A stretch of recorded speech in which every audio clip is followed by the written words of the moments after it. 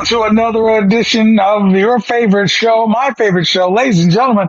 It's the Larry Conley Radio Show. And of course, today we're actually blessed to have Larry Conley here on time. So without further ado, let me introduce our fearless leader. You know him, you love him. He's known as the Telly Savalas of the Collinsville Fire Department. Ladies and gentlemen, your friend and mine, it's actually my brother, despite the legal battles. But anyway, ladies and gentlemen, Deputy Chief of Training for Collinsville Fire Department, Larry Conley. Yay.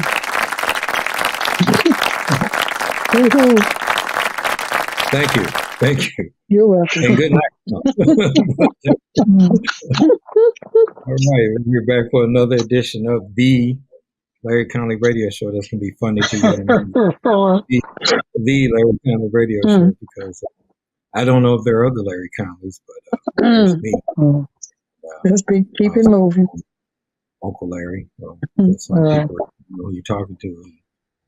Big Daddy in my college days. And Chocolate Thunder back then, too, as a matter of fact. That was just to get through school. Wow. Wow. I don't want to go back. I ain't trying to go back. No, stay here. Stay here. I'm still here. I'm still here, but I want to break it. Stay here. Stay here.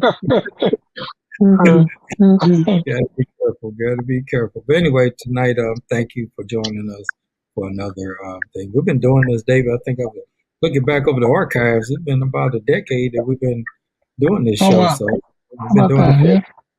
And I wish they had us doing it live like this, so I could see how much, have we gotten older looking? Or, Watch it. Whatever. Yeah. It's good to see that time capture stuff. But we've been doing it for a little while. And we always have, we've always had great guests on when we have guests on here. They're hand-picked guests. And I'm excited when all of our guests come on, because I don't book the ones I'm not excited about. Just in case you think. But I booked the guest that I'm excited about. And so tonight is no exception. We're going to have Scott Thompson on, as you can see. And we're going to talk about reviving the mission mindset. And I met Scott a couple of, I've known about Scott for a while. Actually, meeting him was, and that's what I like about the fire service now. It's like, I've met so many people that I used to just read their stuff and read their blogs, read their magazine articles, things like this. I was reading stuff before blogs were invented, so it's like, fire engineering magazine, and you start reading or, whatever the other fire industry magazines, and you're reading the stuff. You say, man, this is good stuff. Who is this? Who is this guy? Who is this gal?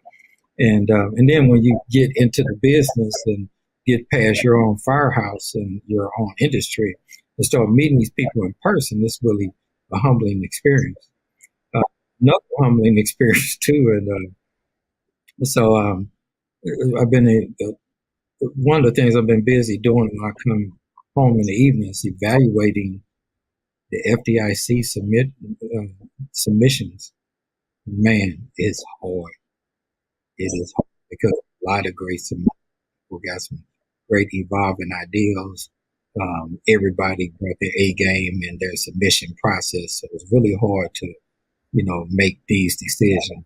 Decisions have to be made about who's going to come to the greatest fire department show on earth in 2024. But man, it's not an easy process at all. But I'm humbled to be able to serve in that capacity. But the reason I was bringing that up too is because some of the stars that I've admired for years, some of those proposals come across my desk. And sadistic firefighter want to say, you think you're so big and bad? No. But I'm but I wouldn't do that anyway. I'm not going to do that anymore. Give everybody a fair look, a fair shake, because that for David and I, years ago, and we're forever grateful. And then just to be involved and continue to serve. What a mentor told me years ago, it's good to serve your fire department, but it's even better to serve the fire service. And when you do things at this level, I don't take it for granted. I don't play with it. The reason it takes me so long to get them all done is because I read it like novels. I'm enthralled, like, wow, I never thought of the play. I never thought about the class. You know, I don't want to. If a person took that much time to invest in submitting, and we encourage people, please submit, please submit. You never know. You got to be in it to win it. Then I just think I owe it to them to be enthralled in what they submitted, what the decision I make about it is going to be a fair, thorough decision, and not just something like, you know, I done did three yeses. It's time for a no. That's bad. You know, this ain't no advancement test, or this ain't no hazmat test. This is Right. look at people's career, you know. So I'm just you know, grateful to be in that position, and so that's what I'm saying. The intrinsic things that you get to experience and meet people. But a few years ago, I was in I think I was when we was in Pensacola, and Scott Thompson spoke at Pensacola, Kurt Igeson's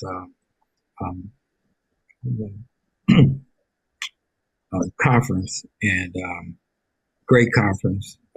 Learned a lot about Scott down there. And Scott is a little bit of celebrity, if you all know that. You probably know that. Yeah, I'll let him get that. I won't get Lord have mercy. I did the best I could. Yeah, but that was the year that I was down there, and I had to cut it short because that's the year we lost Ben Paulson on my crew, and so of course it put the whole damper to the conference to me, because I had to get back to St. Louis as fast as possible to, you know, just get back. I wasn't be able to sit through the rest of the conference with that on my heart. But I was glad to be able to see Scott speak before we left. Scott is a very, there are different personalities in the fire service, and you'll get to know them if you don't already know them. And some people are very rah-rah. Some people are very clinical, and then there are people who kind of got that nice mix of being clinical and rah-rah. And for me personally, those are the people I tend to enjoy. I was talking to Forrest Reader a couple of days ago. He comes to mind, that kind of person, very clinical, very to break systems down, but at the same token, you know, you have a beer with him, have you laughing out your seat, you know. So you know, so I like those type of instructors, and that's what struck me about Scott, listening to him speak, and then because he got a very clinical way of dealing with things, and then match that with the passion, and you can tell he studies this stuff. Thank you. Very good motivator. And so these are the things I kind of put in my toolbox. I might use my Scott Thompson today, or I might use my I might use my, you know, just or use my Frank Exclusive today, or use my Bobby Hawkins today, or whatever. So you take all these little pieces, and then you add your own flavor. You add your own flavor. That's what helps you become you. You don't. I'm not trying to be them. I'm trying to be the best version of me. You, what I see as the best practices, and so that's one of the reasons I'm excited to have Scott. But then the other thing is, I saw him do his keynote a couple of months ago. It might have been last month in Illinois. I was up there for the 99 annual fire college, and took a couple of classes there, and they said the person is going to be doing the keynote. Scott said, "Oh well, I'm not going to go out and have a beer. I'm going to stick around, watch the keynote, and watch Scott." You know. I hope you don't regret that decision. No. I don't. If I regret it, I would have had a beer in front of you, like, get this over with. It was a great conference. Yeah, no, it was a great conference, but I was really what motivated me to try to maybe put you ahead of make you jump the line a little bit on the guests we got lined up. Was the reviving the mission mindset message that you gave. I hope you some of that tonight, because it really you know, touched me in the sense that thank you. We you know how having a leader that focused with his fire service is you know, is quite the accomplishment. And then you and I talked a couple of days ago about some of the practices that you do, and I said, man, if some departments heard about some of the practice, And oh, no, don't take all that. My goodness, And when I thought about it, I'm going to introduce this to my department tomorrow. I said, you know what, let me just ease onto some of it because, you don't want to get ran out of Collinsville. But seriously, any change for any department, I'm being funny, but any department, if you try to introduce immediate change, and that's with anything, any human being is not going to just deal with immediate change. That's just human habits. So you got to know how to do your job, motivate, and then try to get everybody to buy into the fact that what's good for the whole. And so that takes some leadership skills. And that's some of the things David and I talk about when we do our class. And hopefully we can kind of match some of those philosophies tonight talking to you. So this is going to be a great conversation. And I'm looking forward to learning, because we always talk, but we always learn on Larry Conley radio show.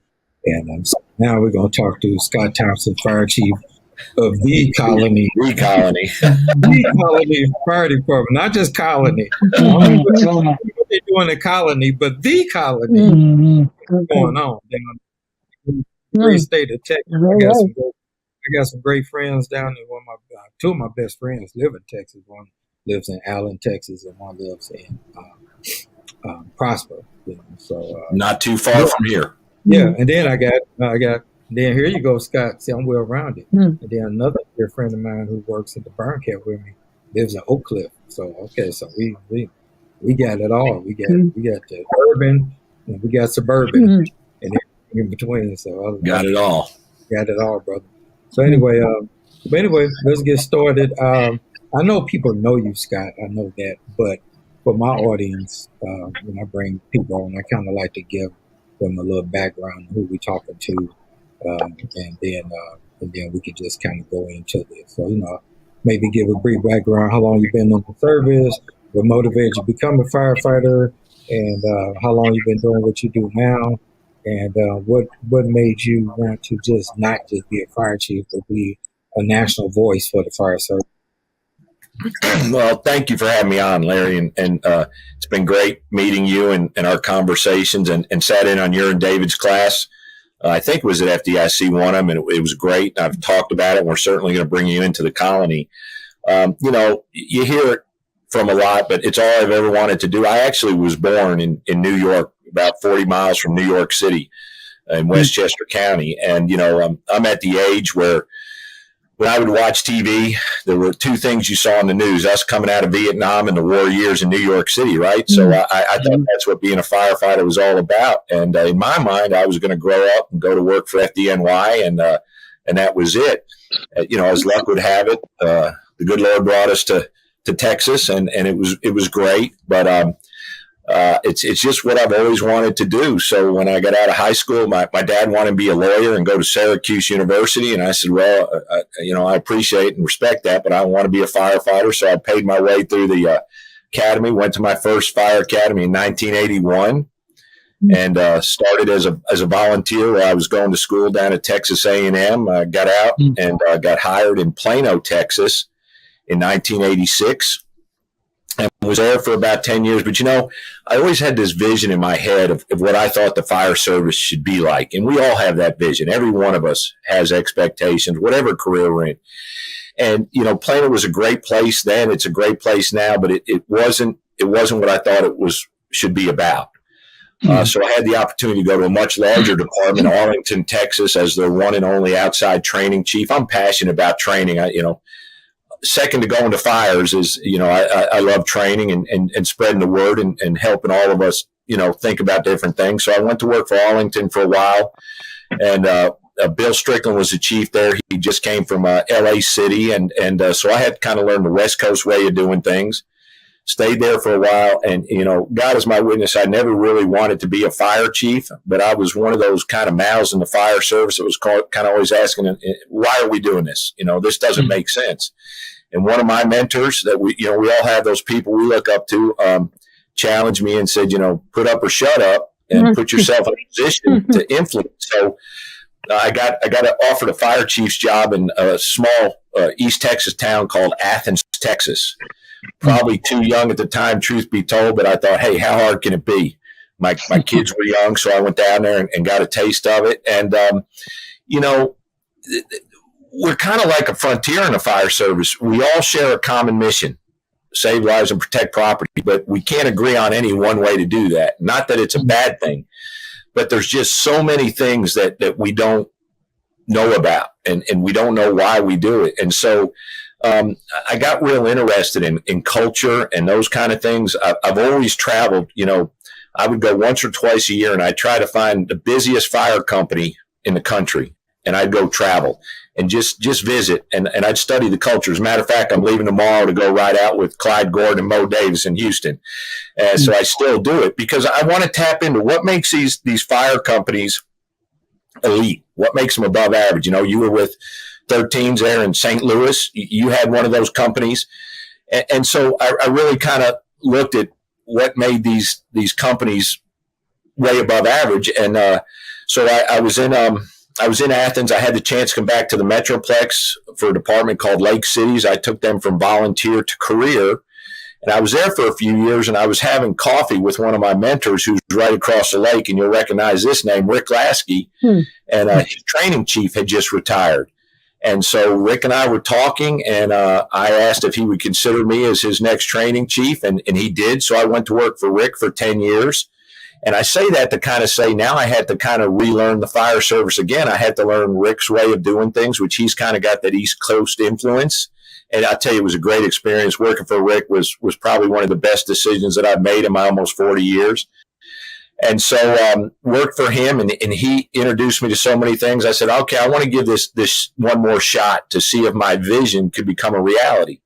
So the colony is right next door to Louisville. At the time, nothing was going on in the colony. You went to the colony for one of three things: to buy cigarettes, to buy alcohol, or go to one of their many massage parlors. And so there was a ton of potential. They call it the hole in the donut because we're surrounded by Plano and Frisco and Louisville. We had a lot of available land. So I was there for a few years, and Warren Buffett discovered us, and Berkshire Hathaway came in and invested in us. And so now we're a thriving city. We got a ton of stuff going on, and everything is changing. And so it's really been, to me, kind of the ultimate challenge. I mean, we're a suburban department. We're 5 stations, and we're starting to see our first high rises and mega boxes. And so, I've kind of always been a student. I like to say I'm a firefighter with fire chief responsibilities. I still think of myself in that aspect, and I try to still learn as much as I can. I love training. Started at FDIC in 2002, and that was a great experience. And so,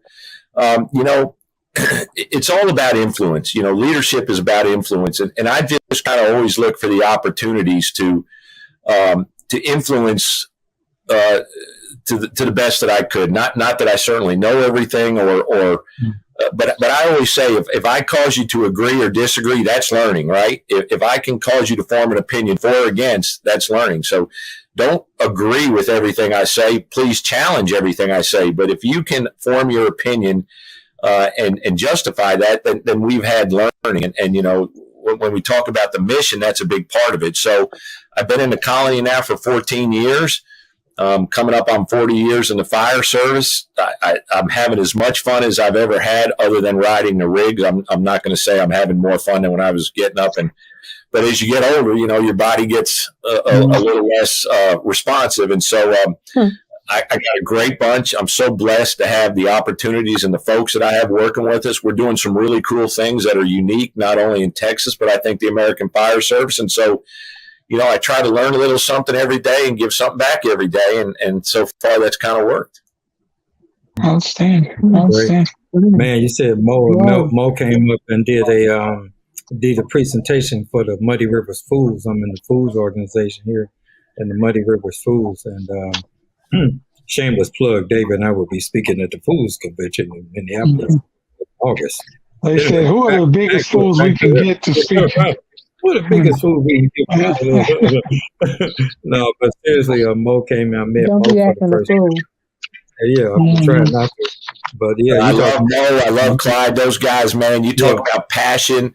Yes. And so I'm excited to go down and see if they're what they say they are. I'm going to see it firsthand.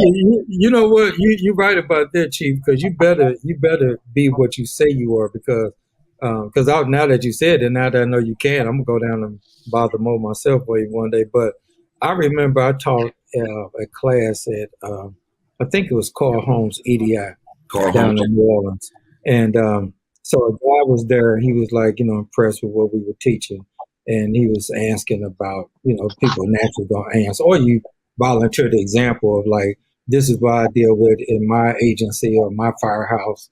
And, and I told him, I said, man, we work in a pretty, depressed neighborhood. It was pretty rough and all that. And people like to sometimes brag about stuff like that, even though they're in the quote unquote nice neighborhood, because they don't want to be looked at as firefighters don't fight fires. But you need protection everywhere, whether you do it a lot or whether you do it a little.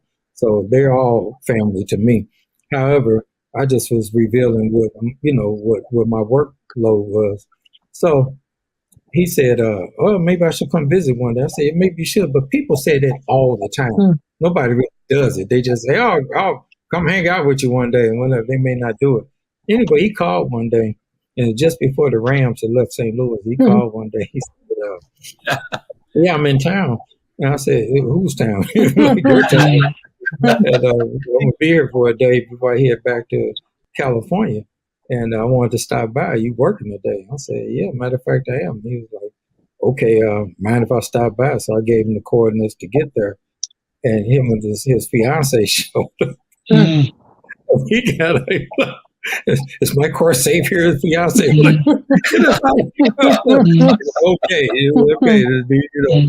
this is not, but he got a full dose of like, I wasn't making this stuff up. I showed him how many runs we had by the time he showed up, and he was able to visit for about a good hour and a half. We gave him a tour and showed him my makeshift chairs and stuff that we poured out the alley and sanitized and used as lounge and stuff, and and all kind of stuff. But it was the culture, is what we know, and it didn't stop us from doing our job as fighting fire just because we didn't have some rich suburban budget to deal with. But my point is that if I had advertised that and he had showed up and I had waterfalls in the front of the firehouse, sitting there with matching slippers, that could have been bad for the brand. So you better tell the truth about what you do, because people will come visit you. Well, I'm looking forward to it. I'm getting my body ready for, it's been a while since I turned out, got up in the middle of the night and had to get out in a hurry, but I'm getting mentally ready for it. So I think it's going to be a great 48 hours. Yeah, I still get up in the middle of the night now because I got to pee. So different kind of turnout right there. Yeah, that's a turnout. You don't want to see that. You think they'll wait on me? Will I take a quick trip? I thought like at the 9 to 5 job, I could probably sleep through the night, but no. It pisses me off to say the least,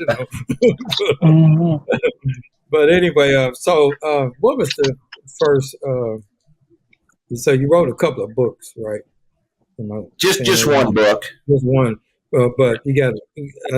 I know it's probably one book, but you definitely have a couple of things that you talk about that are, in my opinion, really timely and award winning.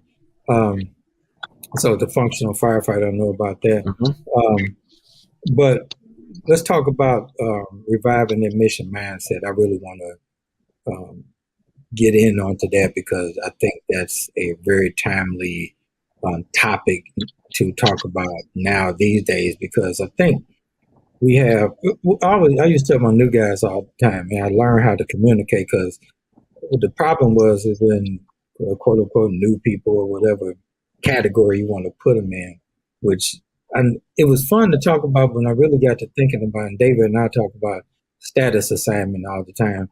And I think that was reducing the status when we kind of put people in these categories, because it gives you a preconceived notion. You're a Gen Xer, you're a millennial, you whatever. And then you kind of that's how you deal with them at default, and it's not fair without getting to know them first, especially if they're on your team. And in the fire service, that will last a career, as you know. Yes. They don't give you a second chance very often. No. So you're right about that. But my point is that with the different personalities, learning styles, learning curves, exposure, I was exposed to tools when I was growing up. We used to get stuff for Christmas. One of the things I remember one Christmas, you get your little toy tool box and had a hammer and some pliers. And it was like, wow, you present that to my granddaughter today, she's going to look at you like you're crazy. Like, what is this? Is there an app for this? There's no app for this. That's the world we live in. Yeah, but my point is that it makes it, you can correct me if I'm wrong, to me it makes it a little more challenging to enforce the mission mindset, or you have to do it early and often, and then do it in a language that maybe each personality understands, so everybody can pull in the same direction. Because no matter what we call different generations, no matter what era we living in, at the end of the day, since the beginning of time, there's been fire, and then there's been water that puts out fire. That's a principle you can't get away from. And whether it started with a bucket brigade or whatever, in transferring water from the source to the fire, we perfected it. But at the end of the day, even today, we're using the apparatus as a contraption or whatever you want to call it, a methodology called a fire hose that transfers from the source through the hose to the fire. And I've always got a kick out of being part of that. Like, no matter what we've done technology-wise, we've found fancy ways to do it. But at the end of the day, water has to come through a hose. You got to put it on the fire, and you got to mitigate that.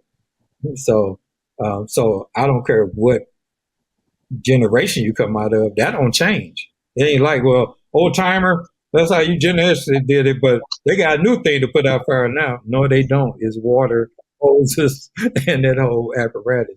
So does that to you make it a little more challenging sometimes when you got different quote unquote generations that all need to be focused on the mission mindset that's going to be better for the department and better for the community? Larry, you're spot on. And I got two boys on a job. I didn't mention that. I got one in Dallas and one in Arlington. And the only advantage they have over any other in that generation is they had an old man who told them, don't be the first to eat. Don't sit in the chair facing the TV. And when you're not working, be studying. But it's interesting you say that. I agree with you totally. Water on the fire. But we even screw that up now. We're, compressed air and we're all these other things. But, and correct me if I'm wrong, but it seems like in the last 10 years, that's all changed. We've kind of, I call it mission drift. We made the job more about us than about the people we serve. And again, I got two boys on the job. The most precious things in my life are doing this. Is cancer a real deal? Yes. Is mental health issues a real deal? Yes. But we all signed up for this, and we knew going in what the risks were. And there's a whole lot of people. I got 5 grandbabies, and they don't live in my fire district. But I can tell you this: if they host a fire at their house, that fire department's going to be held to my standards, and they better be squared away and ready to go. And the brotherhood goes out the window if they're not ready to play ball at the level that I think they should. So I talk about mission drift and the mission, but the mission is the one thing that we can all focus on. It's one thing that brings us together. You and David teach leadership. And a few important points about leadership is everybody needs to have a purpose and know what their purpose is and know what their contribution is. And you talk about empowerment and all those things, but to what? What is the thing that we're focusing on? And to me, it should be the mission. The military does that, but we're probably the one occupational team that we don't have a clear way to keep score. You look at athletics, it's going to the big game, whether it's Super Bowl or World Series. If you're an attorney, it's all about the settlement. If you're a doctor, it's about the quality of life. But we don't have a great way of keeping score. So that allows us to interject a lot of emotion-based opinion. Well, vertical vent is too dangerous. Well, there's no data to prove that. Well, I just don't like it, so therefore we won't do it. And if I'm not comfortable as a fire chief with fighting fire, then I'm not gonna allow my firefighters to be firefighters. And if we do one thing in the colony, I think that's right, is we allow our firefighters to be firefighters. And the true firefighters know what that means. They understand the commitment that takes. Firefighters are brilliant people. They will solve a lot of problems if you let them. But we mess that all up. We make it so complicated and so confusing. So my whole purpose of reviving the mission mindset is, let's get back to the basics. Let's talk about saving lives and property.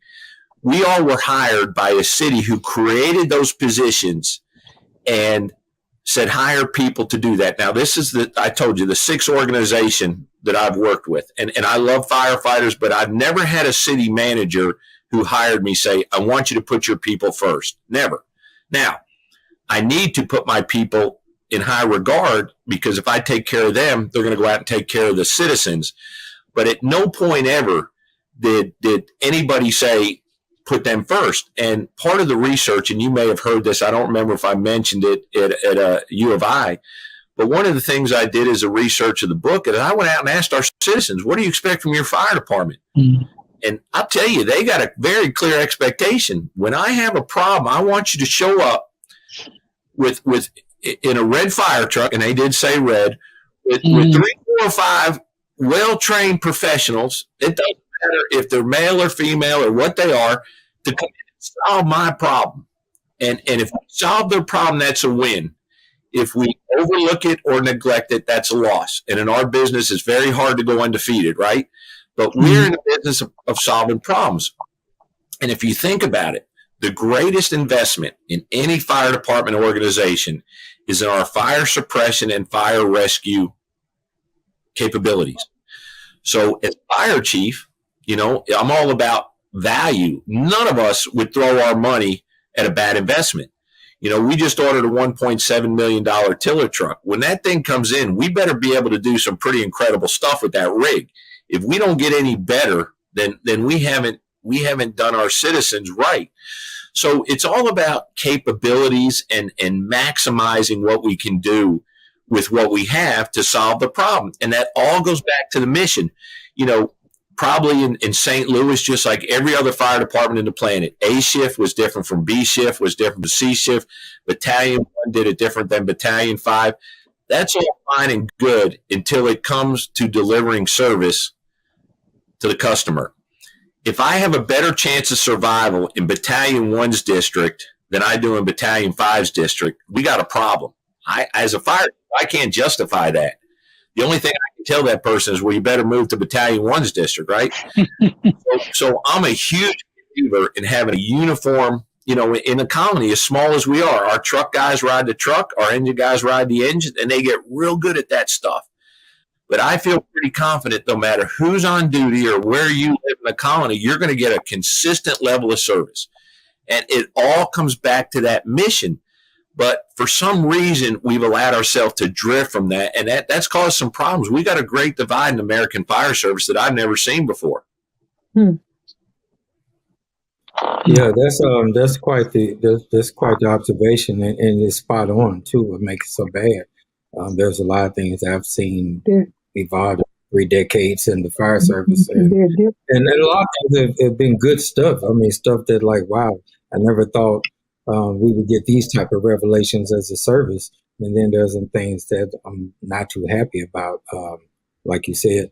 One of the things that was really appealing to me is that kind of walk through, and you said, I've been telling a few people about it, but you said more eloquently than I do, about where you got your mission statement or your mission, how you describe it, because you kind of did it from the motivation of a police chief who did his, and then you redid yours to make sure we were clear about what the mission is when you work for Scott Thompson. So I love that story, if you don't mind sharing that. So think about it. We're all at the age where we remember Columbine, right? Remember when the active shooters went into Columbine? Mm-hmm. And the community was not happy with how fire, police, EMS handled that.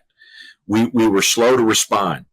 Fast forward to Florida, when they had the shooting in Parkland, Florida, at the Marjorie Hunt Elementary. Mm-hmm. That officer, this is a sworn police officer, and I'm not taking a shot at our brothers in blue, but it's reality. He's got a gun on his hip, and he's hiding behind a concrete pillar waiting on backup. Mm. Then we go to Uvalde, Texas, the same thing. Yep. So our community, our citizens finally got fed up and said, whoa, wait a minute. You're a police officer. If this stuff happens, my expectation is that you put your life on the line, literally, and get in there and fix the problem. And that's not an unrealistic expectation if I put myself in that position. And, of course, we had the shooting here in Allen where the officer did what he was supposed to do. So I try to use that as an example. What is going to be the catalyst in the fire service before our citizens say, wait a minute, you're costing us more and more money every year, and you're saying you're not going to do vent inner search. You're not going to do vertical vent. You're not going to attack the fire from an interior position. Why do we need you? Why do we need you? And I think if we're not careful, we'll see the day where we read headlines where the cops make more grabs than firefighters are. Well, we're out in the yard with our clean cabs and our 2 in, 2 out. And I think I mentioned in the class, I called 40 of my brothers in blue, and I said, hey, what's your policy on your police officers and structure fires? And they said, we ain't got one. Mm-hmm. So we're out there doing our thing. They're running in and making the grab. So one of our sheriff here in Denton County put out a statement, and he made it perfectly clear. He said, if you are an officer in my organization, you will confront the shooter. You will not wait for help. Mm-hmm. You will not hide behind this or that. You will go in and you'll solve the problem. And so I said, what does that look like in the fire service? And let me tell you, I've gotten a lot of hate mail. I got a lot of chiefs mad at me. But in reality, we pull up, we get our stuff on, we're trained, we got all this gear that costs a lot of money. We need to get our butts in there and occupy the searchable spaces and confirm. You know, I love Chief Brunacini. He is a mentor of mine. I have a lot of respect for that generation of leaderships, but I haven't seen anybody who has taken victim survivability profiling to a science, to where I can stand on the curb, look at a burning building, and make a decision if people are alive or dead. And with social media and all the, if Collinsville, if the colony goes to a fire tomorrow and somebody's got a camera, we're going to get graded by the American Fire Service. They're going to tell us if we did good or did bad. Well, we all have people on our social media who are not firefighters, and they read that and they make, well, wow, are they good or are they not good? And so I think we're getting very close to a point where we're going to see our citizens, the taxpayers, the people who pay for us to exist, are going to say, enough of this. Let me tell you how you're going to fight fire. I hope I'm wrong, but I think that's, that's one bad situation in the news getting away from that being our reality. Exactly. What is your mission? Real quick, what is your mission statement convey? What message does it convey? Ours is very basic. We're going to save lives, protect property, solve problems, bring order to chaos, and initiate the recovery process. I mean, boom, boom, boom. And I define success in the Colony Fire Department. If you come into my organization as a firefighter, you promote, and you sit down with the fire chief, I say, this is what I want you to do. And it'll take me 10 seconds. I want you to be prepared while on duty, mentally, physically, mechanically, and procedurally. I want your mind right, your body right, your stuff right. And procedurally is our fire attack plan. I want you to take care of people, them and us, in that order. Perfectly clear. I want you to solve problems using all available resources. I want you to manage risks inside and outside the firehouse. I want you to maximize the capabilities been given to us, and I want you to minimize our zero impact period. From the time the parking brake is set till we start solving problems, that needs to be like a golf score, as minimal as possible. If you do that, the old man's happy. Exactly. You David, ask you fire could chiefs say around that. the country how they define success in their department, they'll look at you starry-eyed. Well, we're an ISO 1. Well, congratulations. Yeah, That's a that's good. preparedness standard. Tell me Yeah. what you do when you set the parking brake. Right. That's Now the you know real why I don't have a lot of fire chiefs in my friends. I was curious as to why or some of the pushback you've gotten. You said a lot of the fire chiefs were kind of not happy with you when you embarked on like this very kind of direct mission statement and stuff. What was some of the pushback you were getting? So another part of my research for the book is I spent a whole year of my networking and training time going to fire chief conferences. I spent the next year going to firefighter conferences. I'd ask the same questions. How do you find success? What do you think the mission represents? So forth. And they were speaking two different languages. The fire chiefs were on a whole different bandwidth than the firefighters. The fire chiefs referred to the firefighters like they were inmates. The firefighters referred to fire chiefs like they. And so I saw this disconnect. And you'll hear fire chiefs say things like, well, fires are down. Okay, well, maybe they are, but what does that do to a motivated firefighter, right? If we go to one fire a year, that's a big deal.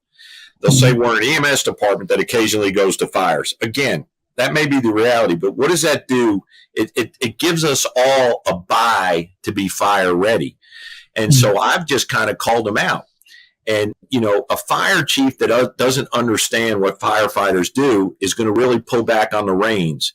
They're not going to let them do the job that our citizens expect them to do because they're all about risk avoidance. Fire chiefs, with many exceptions, not the majority, they're very reluctant to accept risk. They always want to take the risk avoidance because they're going to be held accountable at the end of the day.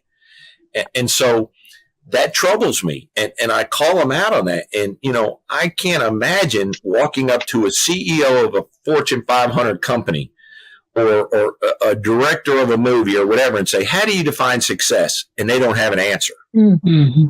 You're the CEO. Now, do I still stretch hose? No. Can I throw a ladder with proficiency like the guys on the truck? No. I don't need to know that, but I need to understand what goes into that. And so I just saw this huge disconnect. And because I have challenged their mindset, they don't like that. The fire chiefs have egos. I'm not letting any big cat out of the bag, right? But, fire chiefs love to think they're the smartest guy in the room. And maybe many are. But, I could leave tomorrow and the Conley Fire Department's fine. All my members leave tomorrow and I'm in trouble. And so, I think all those things. And then you see a mission statement on a wall that's 15 paragraphs long. And it looks great at a fire chief conference, but the boss on the engine of the truck scratching his head going, how do I make this work in the field? Because it's not clear. It's not real.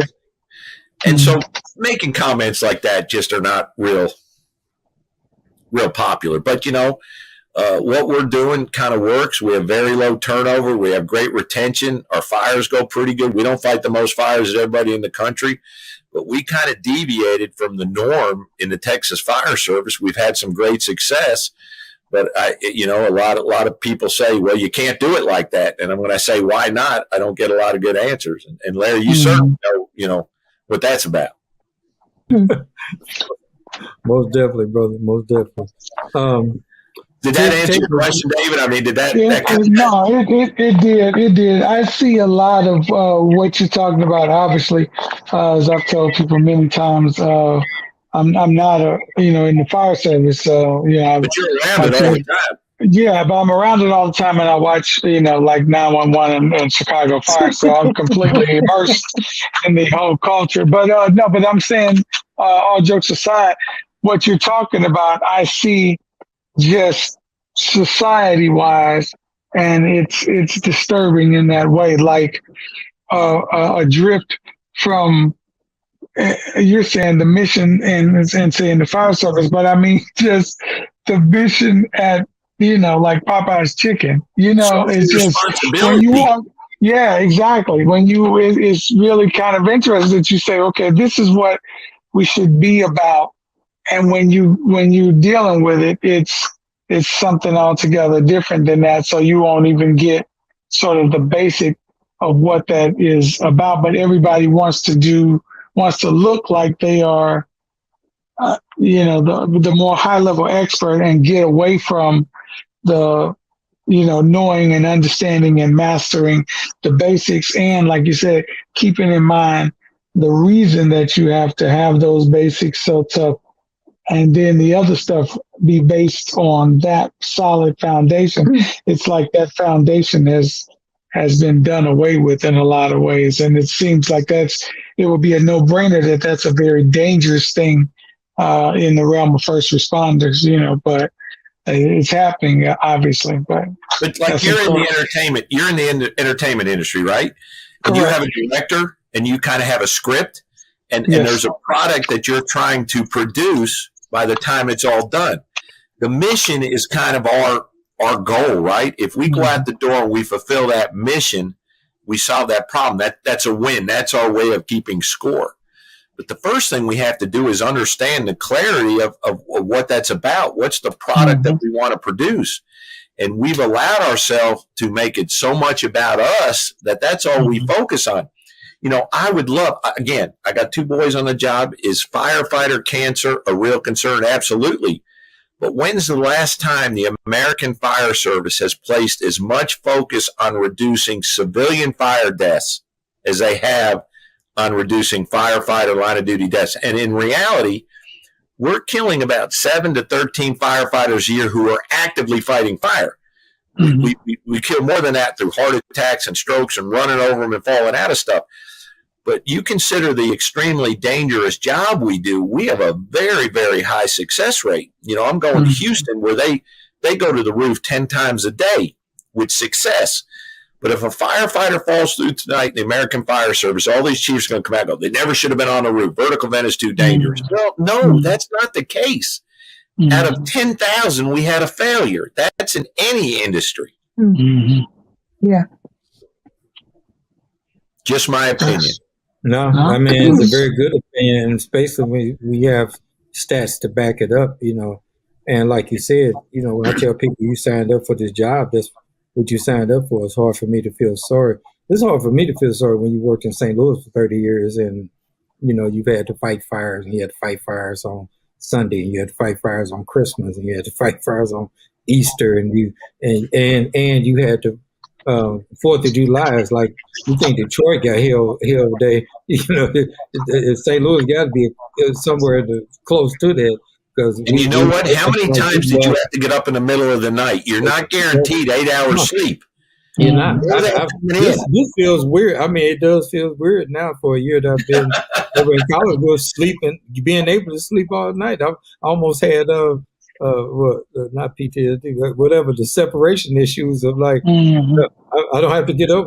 Where's the pole? You don't have a pole in your house. I mean, I do, but I was about to say that's not entirely true. but seriously, but it just do what needs to be done.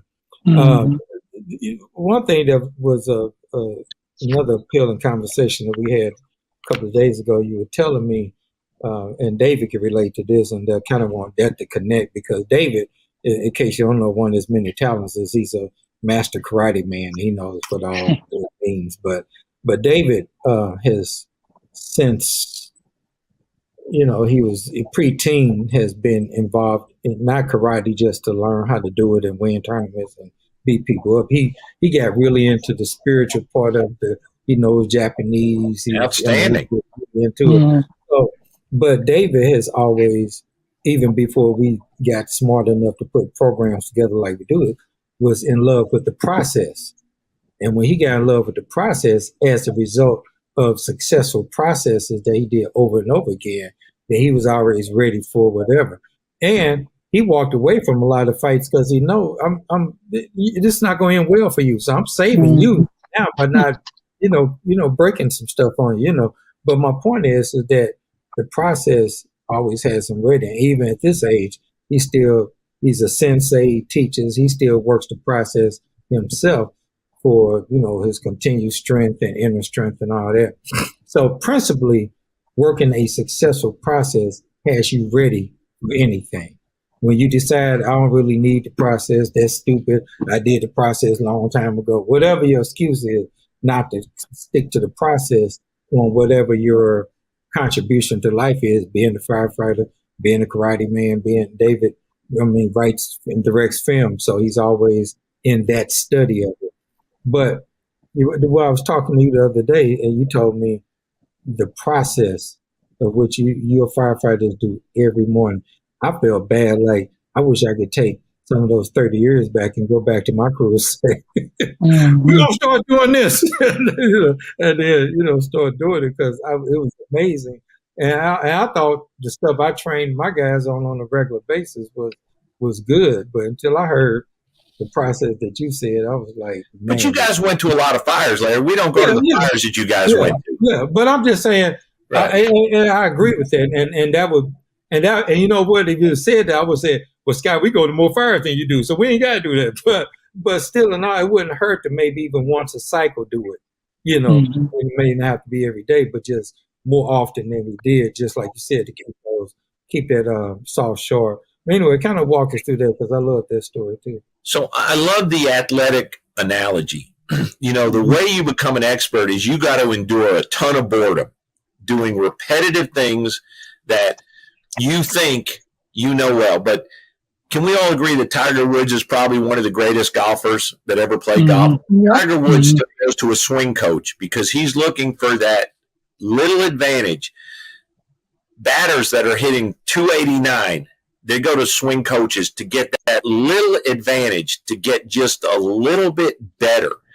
And in the fire service, I've seen union contracts that prohibit training after 5 o'clock, and when the temperature is above this, below that. Stop it. And to me, I'm going, we don't train. I don't want my guys training for the fire chief.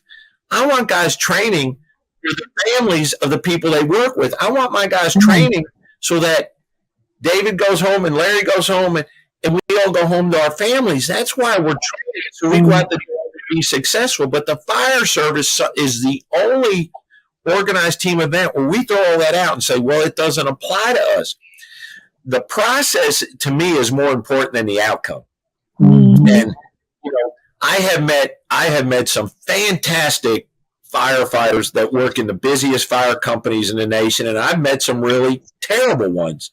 It's not about the amount of fire. You can go to 100 fires, and if you don't learn anything, you're not any better than you were 100 fires ago. And I've hired a lot of guys from bigger departments who go to a lot more fires, and that's the first thing I say. I go, we're not going to go to the fires that you go to. And they said, yeah, Chief, but all our fires are shit shows, and they all are different. And so, to me, we got to get good at the basics, but you got to have a process of you got to get the mental representation. If it's not right in the head, it's not going to be right in the hands. You've got to visualize success. And to do that, to me, is through training. Or when you go to a fire, you got to learn something from it. If you go to a fire and you back in the house and you don't even talk about it, well, you just went to a fire. You didn't learn anything. So experience comes in a lot of ways. But the thing is taking advantage of those teaching opportunities to get us a little better. I'll share something that Larry, I don't know, Dave, if you heard Gordon Graham, you know who Gordon Graham is. And I talked to him about what is a professional, and he sent me a book, Going Pro. And in that book, there were 3 levels of a professional. One is competent enough to earn a paycheck or be a member if you're a volunteer. The second level of professional is you're going to fit into your environment. If you go into a high-performance fire company, you're going to be a high performer. If you go into a low performance, you're going to seek to that level. But the highest level of professionalism are those who are committed to continual improvement. That goes right back to kind of where I started with this, with Tiger Woods and these great ball players. They're always looking for the advantage to be just a little bit better. And so why do we think that doesn't apply to the fire service? If I work at the firehouse on Tuesday and Sunday, why do I think Sunday's a day off? I don't understand that. Sunday, to me, we have fires on Sundays. We go to jobs on Sundays. We have rescues on Sunday. You got to have your head in the game. you don't get off on the 4th of July or Christmas. Now, we may not plan all the other stuff, but when I talk about that mental and physical preparedness, we got to make sure our head and our body is ready to do whatever may come to us. And we know the one thing, the advantage that the military special ops has over us is they have intel.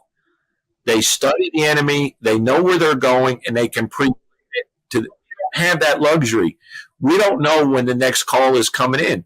And so we have to be at a higher level of awareness. And we've all heard the saying, risk a lot to save a lot, risk a little, save a little, risk nothing. I think we should change that to prepare a lot to save a lot, prepare a little to save a little, be unprepared and save nothing, because your success comes in the firehouse and it shows up on the fireground. My sensei used to always say, you're only going to be able to rise to the level of your training.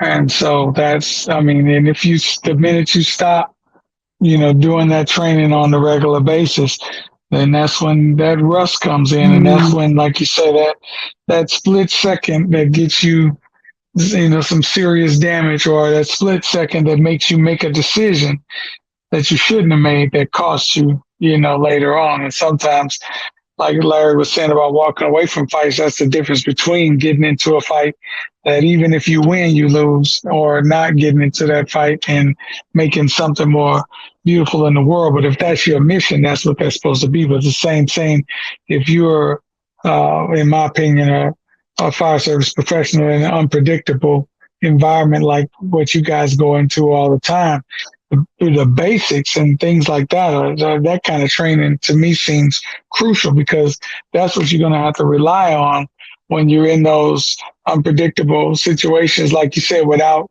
intel before you go in. You're gonna need to rely on that, and it's gonna need to almost be like a second nature muscle memory thing. And if you don't train on it, Lord have mercy, And the science shows us that if you think you're going to die, you revert back to the basics, your training. But the science also shows that after 45 days, roughly, our knowledge and skills start to decrease. So if you're not rehearsing, that's the term I use. And actually, I stole it from the theater and dress rehearsals, right? Before you have a big production, you make sure everything is right for game day, the costumes and all that. It's same thing in the fire service. And, we all go to different levels of fires and all these other things. But when I was riding out with Rescue 3 and Pete Lund, he shared something with me. And I think I said this in the class. Pete Lund's Rescue 3 in the South Bronx. He's an icon of the American Fire Service. And he was talking to me. He said, Scott, you have every opportunity to be a firefighter at the highest level. I was with Plano at the time, in Plano, Texas, as I do in the South Bronx or at 13s in St. Louis. You have every opportunity to be a firefighter at the highest level. It's just going to look a little different. And that's the reality. Collinsville tomorrow could have a station nightclub fire. And it could test that organization like it could have a tornado go through. It could have a train wreck. It could have a highway accident. And your guys are going to have to perform at a level comparable to any fire department in the nation. Well, it's got to start up here. Yep. Walk us through a typical day in the morning after roll call and the reason why you do it. Well, roll call is the first thing, and that's the time for those. I say those companies that don't do roll call are giving away leadership. That may be the one time during the tour that the officer gets to sit down and check on that mental and physical mechanical procedure. Hey, Sally, how's your mom doing? I know she was in hospice. Mike, you're sniffling. Are you okay? Checking on your people, investing in them, lining out the expectation for the day, talking about the mission. We're gonna be the best engine company. We're gonna be the go-to crew today. If we get one of those jobs and command's looking for a company to get it done, I want them to reach over 1 and 2 and pick 3. And then they go outside. We have a forcible entry door at every firehouse. They force a door. The engine company stretch a line. The truck company throws a ladder. We work 48.96. Sometime during that 48 hour, the tower ladder is going to be raised, and everybody on that tower ladder is going to climb to the top of the ladder. They're going to come back down, and they're going to do the things that keep their head in the game. It's no different than a pitcher going out the bullpen and throwing some warm-ups, or the quarterback running routes. It's a the game starts when we come on duty. And then if they call our number during that 24 or 48 hours is that's where we've got to perform. And I'll tell you, Larry, what's been interesting is that hasn't come from me. That's come from the men and women in the organization, because they found out the value of training. Is it's not for the fire chief. It's for each other, because the captain's success depends on the firefighter and vice versa. And as I've traveled around the country, like I said, to the busiest fire companies in New York and Philadelphia and LA and Houston, the busiest fire companies seem to train the most. It's the ones that don't go to a lot of fires that don't train. The ones that don't have the time. My son, when he got out of rookie school, went to an engine company that was making 20, 25 calls in 24 hours. And that lieutenant always found time to give him at least 15 or 20 minutes of training. Where there's a way, but you got to put value in. You got to have a culture that supports it. There's 1,000 excuses not to, but there's one reason to: success and survival. And you don't always have to make it about we're getting ready to carve out the time. It's good to do that, but a lot of times, especially if you run a lot of calls, you can leverage those opportunities. Hey, let's stay a few more minutes and look at this building construction, or let's do this, or hey, why we got this much holes out, let's stretch it, or let's do whatever, and then incorporate that, and then that way it doesn't, it adds to the value of it, and then now you got real world stuff there, because you're not simulating at the firehouse, you're doing it at whatever scene you find. Busy fire companies carry rope instead of stretching a line. Let's stretch rope and see how much we're going to need. That way, if we got to get out in a hurry, we're driving back from an automatic fire alarm. We see a building on a construction. Let's pull over and let's just walk through it and see what's going on. I mean, training doesn't have to. It's about quality, not quantity. We don't have to do 4 hours of training. We can do 20 or 30 minutes of quality training if we research it and it's accurate information. To me, that's great. It's not about the time doing it. It's about the content of doing it. And if you focus on that, if my guys do 20 minutes of training a shift, I'm good with that as long as it's quality, because over a year amount of time, we're going to be that much better. Yeah. But to me, I borrow part of our culture, and we stole it from the Hippocratic oath that doctors take is first do no harm. Well, you may go a shift without training because you got your tail kicked. You may go 2. But if you're going 3 or 4, you're doing harm to your company. And as a company officer, you've got to invest in your people. That's why you took the promotion. It's about investment and sacrifice. And so you got to find a way to get it done. I remember riding out with Rescue 3. We were out in the apparatus bay at 2:00 in the morning, and they were setting up some kind of A-frame to practice lifting because they knew the value of it. You're going to wish you had it then. Elaine was about to say something. What were you going to say? Oh, I'm sorry. No, I'm just kind of wondering, what do you think that the resistance to training is all about? Because it just seems like if you got something that you do, especially with what's required of that industry, that the work that you do, it looks like that would be a no-brainer. It's culture and leadership. And unless you're motivated, David, you got a passion for karate. And so you're motivated to excel in that. But human nature, all of us, will take the path of least resistance of giving that opportunity. If I have weak leadership, and if I've had my tail kicked for my 2 off-duty days of my part-time job, and I'm allowed to come into the firehouse and plant my butt in a recliner and watch a fishing show all day, that's human nature. I mean, that's one of the things I talked to Clyde Moe about. They're very high-performance companies, but they say they send their guys out for 6 months to the slackers. They're going to come back a different person. And so part of it is human nature. And the leadership part of it is those officers haven't done a good job of articulating how much responsibility we have, how quickly this job can turn deadly, because we have so many good days that we think we're good when we're actually lucky. But it's all about the message of saying, listen, you're not training again for me. You're training for you and the people you serve with and the wives, husbands, and kids at home who expect you to come home at the end of a shift. And you put it in that, there's no argument against it. There's no argument against getting better at a job that can literally kill you. And so I don't fully understand it. That I'm on a mission to try to figure that out to answer your question. But that's where I've come to at this point. If you're allowed to take that time off and relax, human nature is I'm going to take advantage of that. So therefore, something it sounds like there's a need for personal leadership to teach people that I need to take personal responsibility for what I do on my job.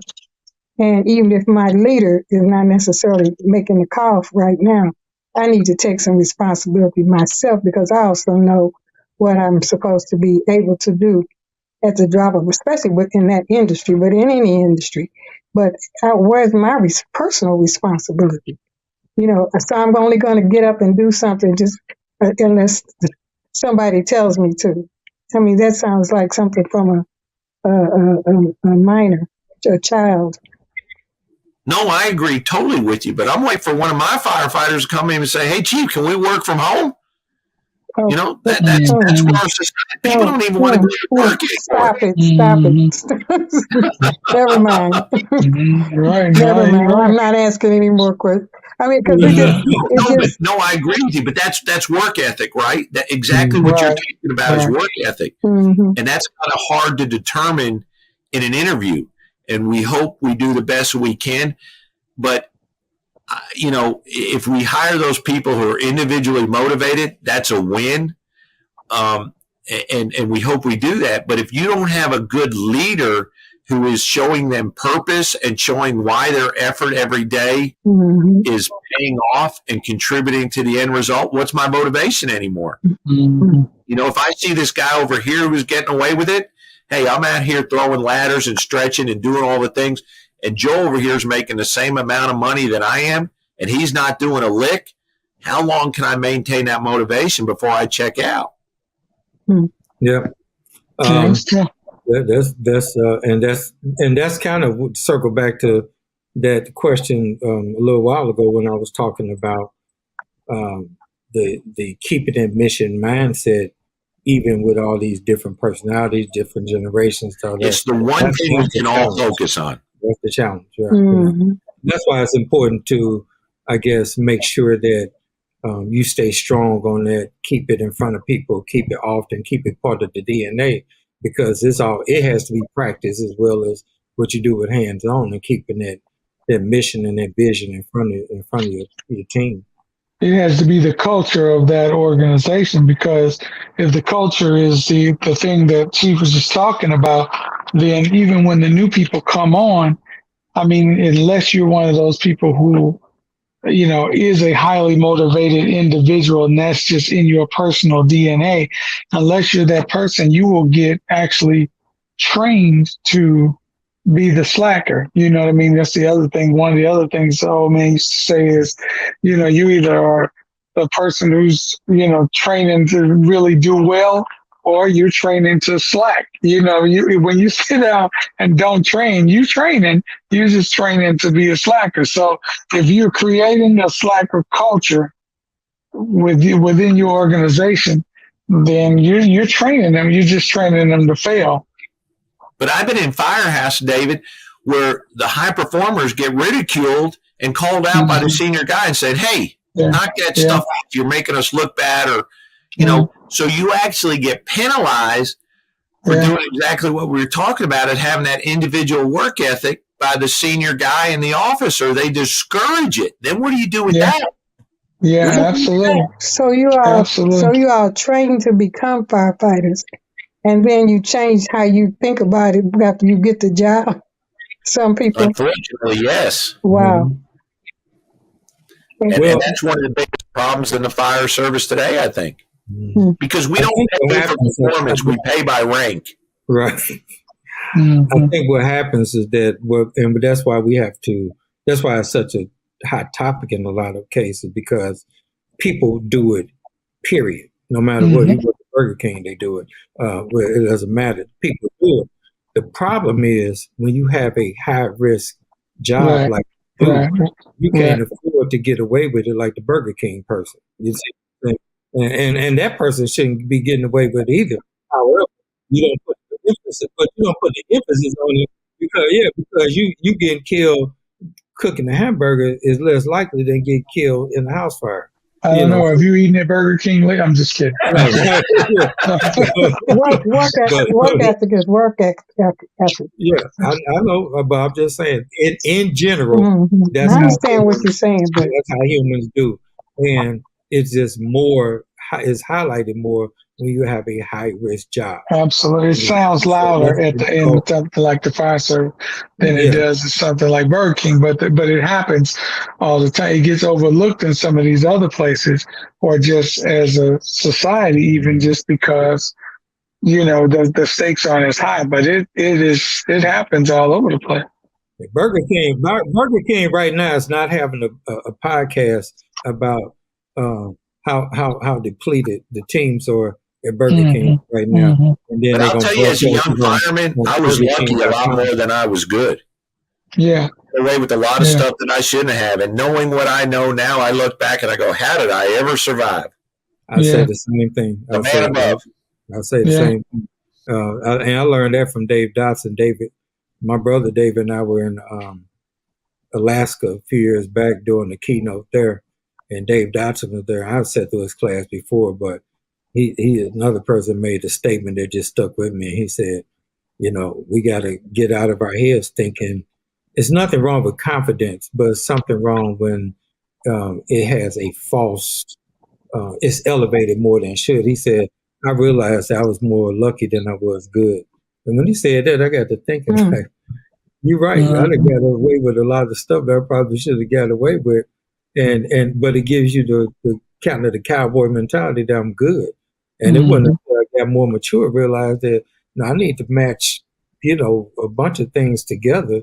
So to reduce relying on luck, because your luck can it's very easy to get complacent in this job. You've got to combat it, or it's going to happen. Because when you're at the firehouse for 24 hours, like you said, you got to work 48 hours. I mean, even though and like you said, we're not demanding people you just train the whole time, all day, whatever.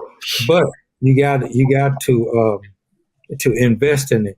But you still, no matter how busy your firehouse is, you still rest more times than you are in the street. And then, so you need to take those moments, not every moment, not all the time, because when you work a shift work, it is hard on the body. Science shows that too. Sure. But all we're asking most people is just take that concentrated amount of time, train on stuff that matters, and then do that on a regular basis instead of giving in to I need my rest and I'm resting because you have more rest. Don't give in to that. Rest afterwards, because I didn't mind if my guys was chilling, watching a movie or something like that, and we had a good morning training. I'm not gonna bother you anymore. I ain't got nothing else to say to you. Just now, where you gonna hear from me if we hit the street and you do something stupid, then we're coming back. I did training one time at 3:35 in the morning because they did something stupid. And when we back then, everybody take their gear off and let's get back upstairs. I said, oh no, au contraire, my friend. On the apparatus floor, and I said, this is what didn't happen. So I need all the equipment out on how it should have happened. Well, it's 3:35 in the morning. I said, I don't see nothing in the union contract to say I can't train at 3:35 in the morning. I might be a butthole, but I don't mind that. But you I'm guys got what you earned. I'm gonna get. We ain't gonna forget. We ain't gonna forget this.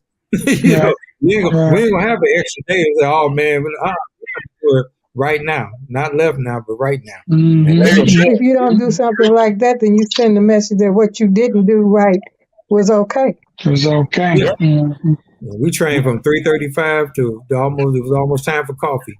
Yep. We got it right. I'm gonna tell you what, I didn't have to worry about that. I know that's right. That's right. But Larry, I agree with you. We probably train as much as any department in the country. We don't make a lot of calls, but my guys are usually by 3:00 in the afternoon, they're upstairs relaxing. They're doing their own thing. But I hold the battalion chief and the company officer. I said, you're gonna be the measure of this. If you say your guys are squared away and ready to go out the door, I trust that. But if you go out, then we're going to be training it, and don't do it. We're going to be training at 2:30 in the morning. Do we understand one another? Yep. And so it only take a couple of times to do something uncomfortable like that before you got a whole lot of attitude adjustment. Now, like I said, I don't wake up and say, "Oh, I ain't got nothing better to do. I can't sleep watching the infomercial. Let me wake everybody up." That would be wrong. But like I said, if you mess up at 2 a.m, because here's the deal: the reason I didn't mind training at 2 a.m, because guess what? We have to get up at 2 a.m. sometimes. Get up 2 a.m, 3:35, 4:47. I used to tell my guys all the time, I can run 20 calls a day. I'm good. But at 10:30, I don't want nothing else to happen because if I got to get up 4 or 5 times a night, I was grouchy. So don't mess up because I'm grouchy. But we're gonna be doing some stuff. But the other thing is, as a person who's not in the fire service, if I call the fire department, last thing I want to hear is "my bad." You know what I mean? I don't want to hear "my bad, man." Right. The whole house burned down. Right. Man. We probably should have trained on that. You what? So you talk about being hot, fired up. I was getting ready to say the same ones, fired up. That's what I said about my grandbabies. I want the most aggressive firefighters in the world to show up on that fire. And exactly. You betcha I expect them to take risks. Exactly. And that's why we can't have that complacency attitude. I never took if something was extreme, it was extremely hot. 102 degrees, 107. And sure. Yeah, you're right. Let's make some adjustments and not be out in that. It's 3 degrees below zero. Uncle Larry's a tropical brother. I definitely ain't gonna be out in that. But can we train to a level that if it happens, it doesn't shock our system? And that's why I don't always agree with that whole thing where our contract says we can't train above this or we can't train above this. Yeah, what happens when something happens? I would love for it to be fires under those conditions. Yeah, I would love for it to always be 6 to 8 degrees and partly sunny and not that, and the humidity down to fight a fire. But I done fought the most fires in the worst conditions. And if that's a shock to my system, I'm not going to be very good at my job. So I don't understand the whole narrative of we can only do it between these parameters when it's not hot, when it's not cold, when it's not Sunday, when it's not that, when it's not that. If you work a profession that you can get called at any time, then you lucky that it ain't like the military. Because when I was in boot camp, my company commander was a drunk, divorced guy. His wife left him, so he would be at the CO place drinking. He going home. He don't feel like going home because he don't want to deal with the demons at home. So he wants to deal with y'all. 3:30 in the morning, that trash can, and that's boom, Reveille, get online. You got 10 seconds to get online.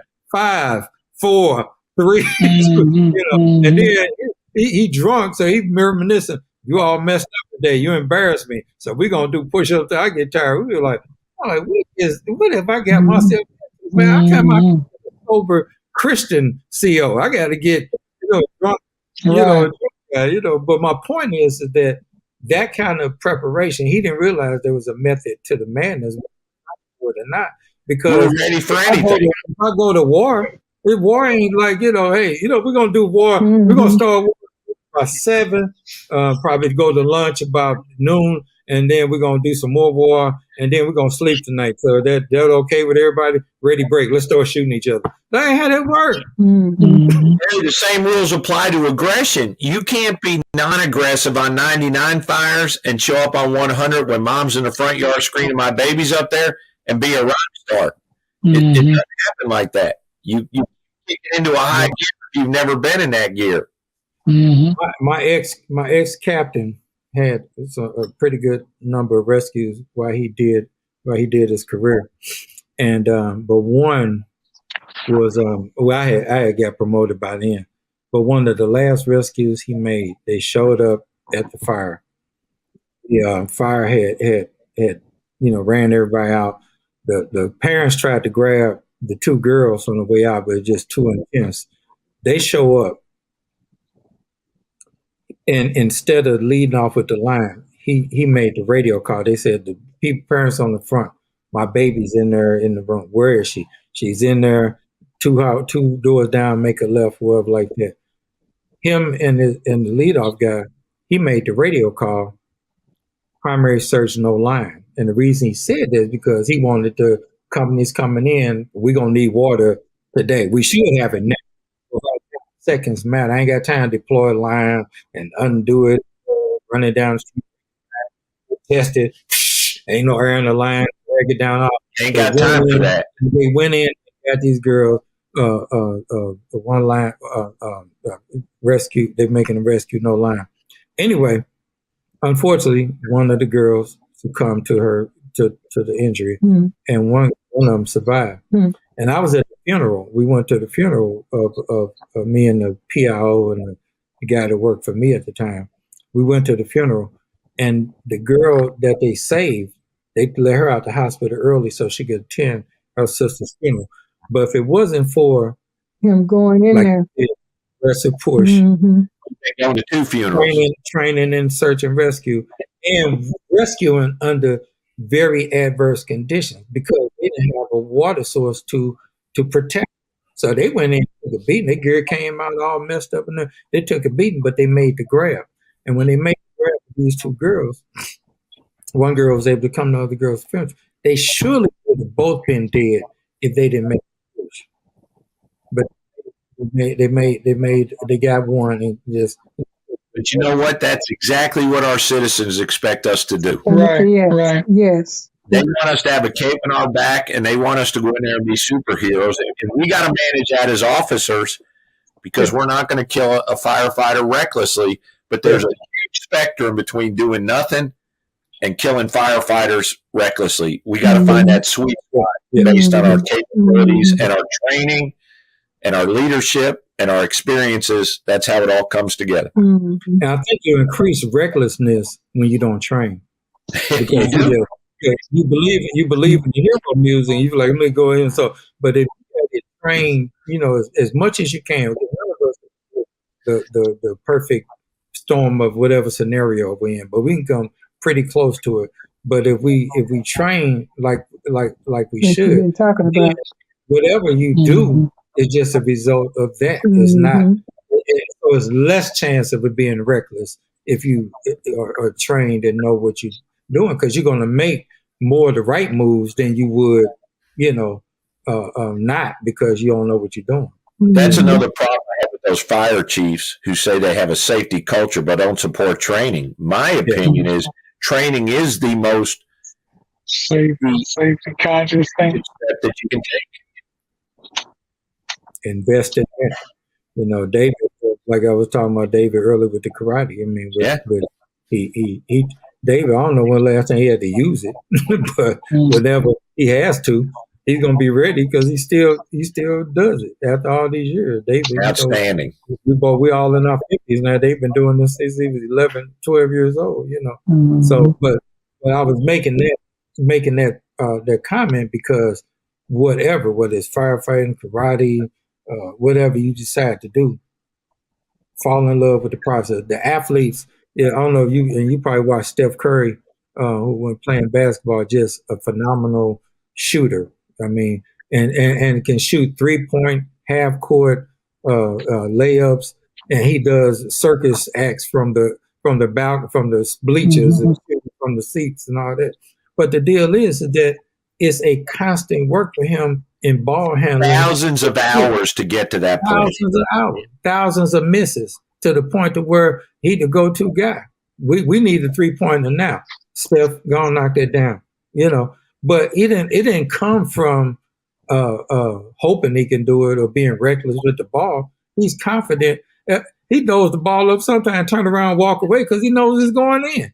And I bet he practiced on Sunday every once in a while. Yeah, probably at least one. I don't know. I'm out to ask him, but still, I'm out to email him. So did you, whatever, But that's my point. And That's just basketball. That ain't life safety stuff. When I worked as a registered nurse, every time they offered extra training, and I'd been trained really well and was in leadership, every time they offered extra training, I encouraged all of the girls that I was, men and women that I was working with to go, and I went too. They offered, catch-up training or just some training you could use in case you ran into certain situations. But I always encourage everybody to go get that extra training and then train on what you already know. Because sometimes after you haven't used it a while, you get a little rusty. So you still need to go and you need to keep your skills sharp, period. Yep. I don't understand. I don't understand any other mindset.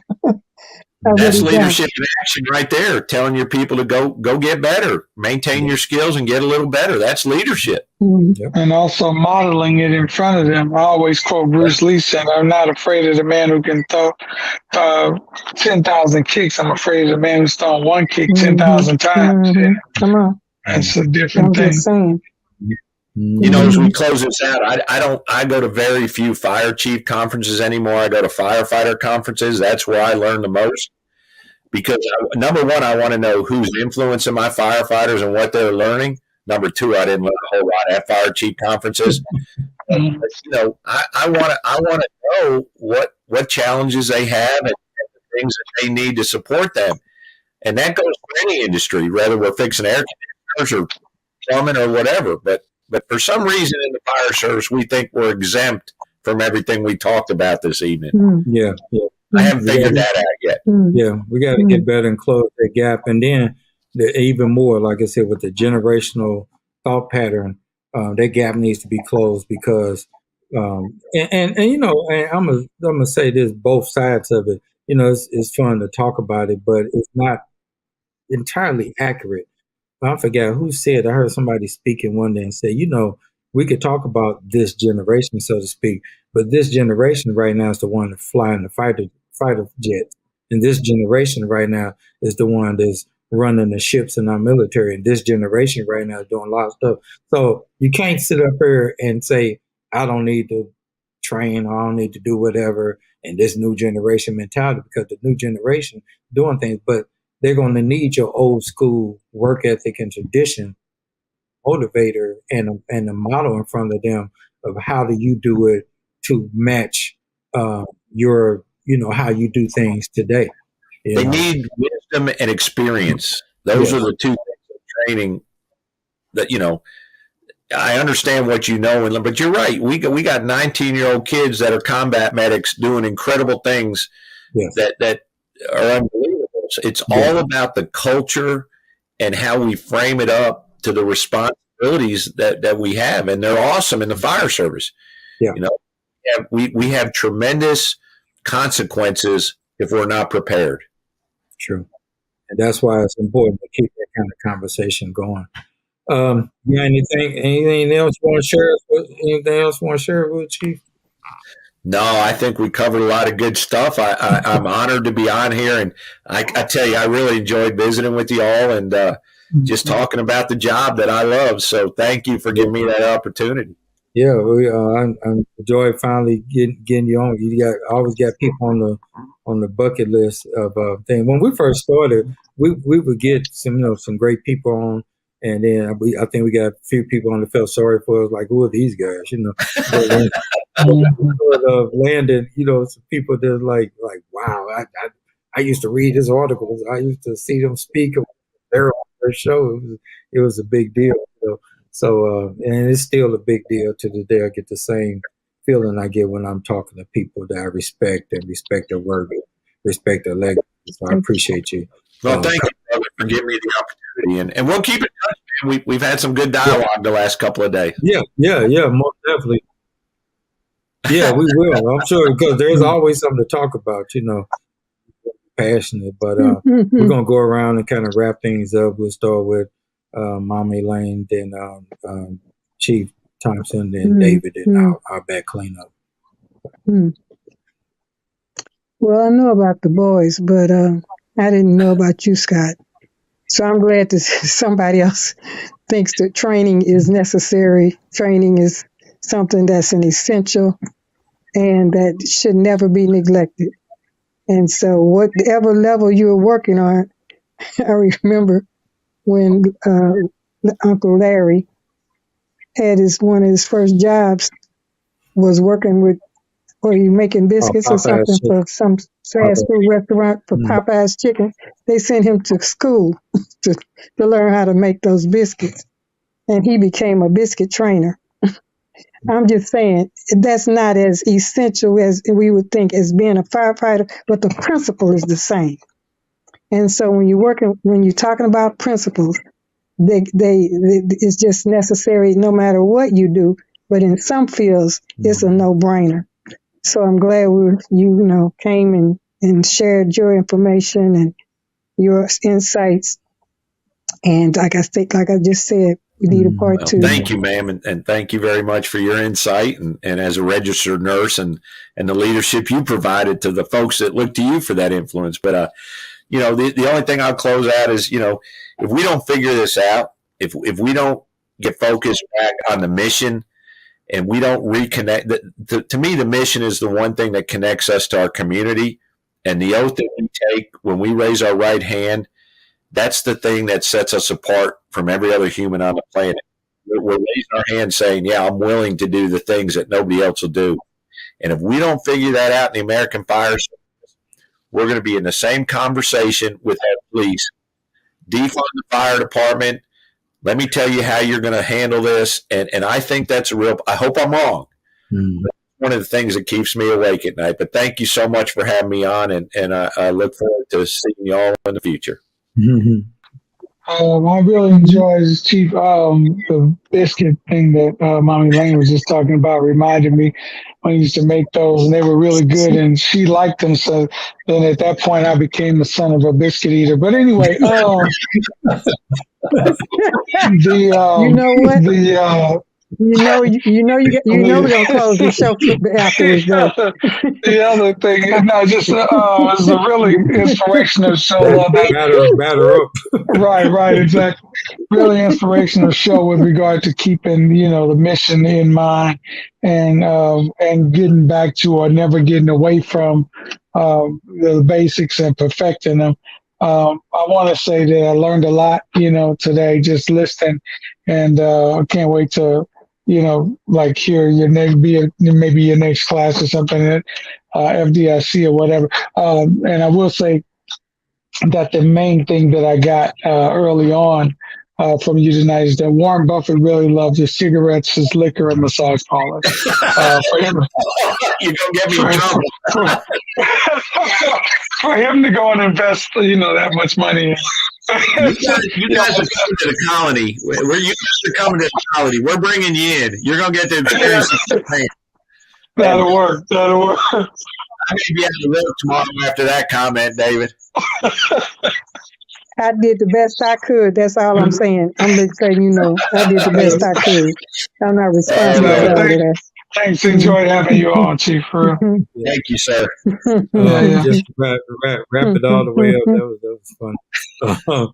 The couple of things that made me think about, my mom brought up about the biscuits, and it's really a tribute to her. She was a young mom and raising 3 knucklehead boys and a sister, and pretty much, by as a single mother. And that's when sometimes I watched the keynote that we did with FDIC, and Bobby brings mom up on stage. And the reason that was such a defining moment is because, her trying to do it to raise us with principles wasn't always an easy feat to do, but it accomplished and landed us in some pretty blessed places in our lives, career-wise and otherwise. But I will say this is that the Popeye biscuit story took me back when she just mentioned that too. She always talked us work ethic, and the reason they sent me, and it wasn't that Mom, what happened here's gonna make the story even more interesting. It wasn't even school. They sent me to school other people. When they come in from New Orleans, people used to kind of shortcut because there was a very specific way that you were supposed to make the biscuits with all the ingredients. And if you didn't make it that way, your biscuits didn't look like the poster. And I'm anal and OCD about something. So I want my biscuits to look like the poster. And I said, how do we make it look like the poster? And this was I read in the manual. Everybody else add to this, less of that, more of that, because they was trying to roll them out real fast. I rolled them out, and my speed caught up with people's shortcut.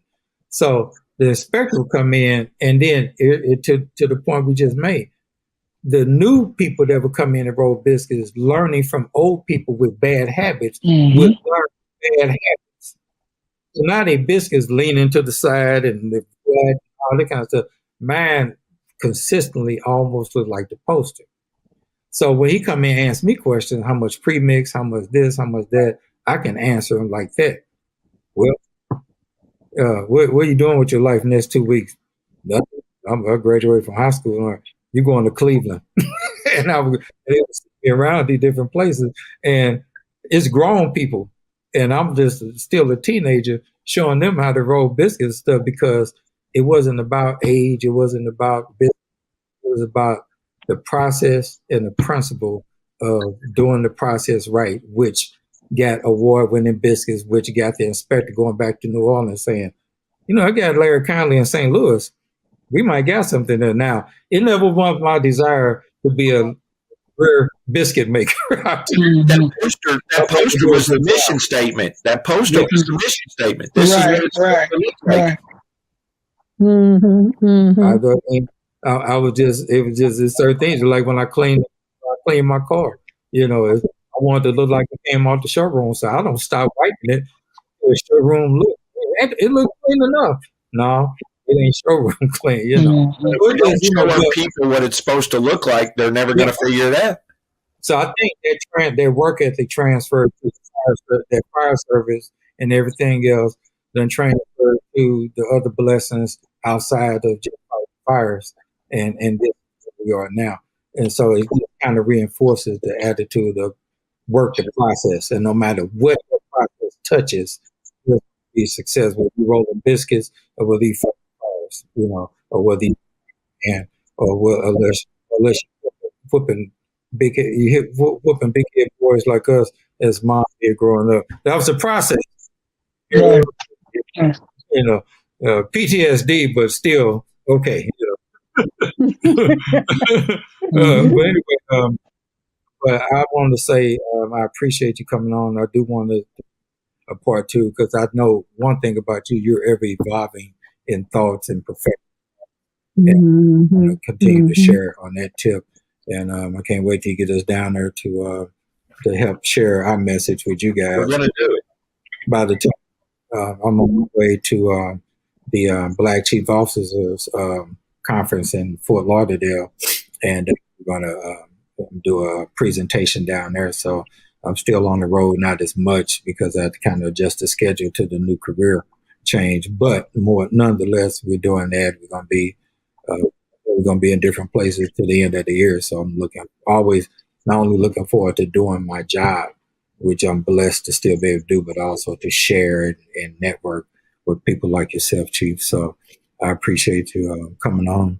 I appreciate people who tuning in and looking forward to how things evolve post Bobby Halton, because he was a very good close friend and super mentor. And the weird thing he taught me is that, and people who learn this in the firehouse, I never, if I fell out with somebody or we had a disagreement, then you were just dead to me. And I had to learn how to overcome that. And Bobby taught me we could be two different spectrum from political to social to whatever, but we could still love each other. He was, love you, brother. And so I learned a lot in that regard, talking about things you learn from people. That's helped make me a better person and want to continue this legacy, and him helping Usher, giving David and I a chance to operate on this level of the fire service. So, but thank you for being on. We're going to have another great show after this, and I got another couple of more great guests in line. So tune in. I kind of like this format to where we're able to talk because for a long time we were just kind of talking. You just hear the voice, but now you sexy Dave, and sometimes you see. So and now we got sexy Scott. So I mean, come on. Yeah, it is. Man, yeah. It's hard to be smart and good looking. It's just hard, ain't it, Scott? I understand. I feel your pain, dog. So you just gonna leave me out of it altogether, huh? You just can't see you. Because when you're hot, you're hot, and when you're not, you're not. Been hearing that for years, I know that's we didn't know what it meant with 9, but now we know. that's part of the reason you went to the fire service. Right. But anyway, tune in, find out where we are, and coming up next month. Those of you who submitted for FDIC will find out what's up, and if you didn't get lucky enough to get picked, it really is not a reflection on your submission. It's just there are only so many slots, and then there's a matrix on how many of these type of classes and stuff like that. So we tell people just keep submitting, keep trying. And like I said, by me being on the panel, I'm gonna guarantee this. I'm gonna do something tonight when we hang up, and I'm gonna give you the fair shake that you deserve. We're grateful that you did, and the conference wouldn't be what it is without the training and participants. So it's all important to me. So I'm going to give it that attention that it deserves. So anyway, I'm going to get to work on that. We'll see you in 7 weeks for our next show, and then keep tuning in. You never know when we're going to get sexy Scott Thompson back on the show. I want to hear about the Mo Davis stuff down there. All right, so that's it. We'll talk to you later. Check us out, www.gluenationldc.com. See where Dave and Larry are in the world, and we'll see you next time on the Larry Conley. Good night.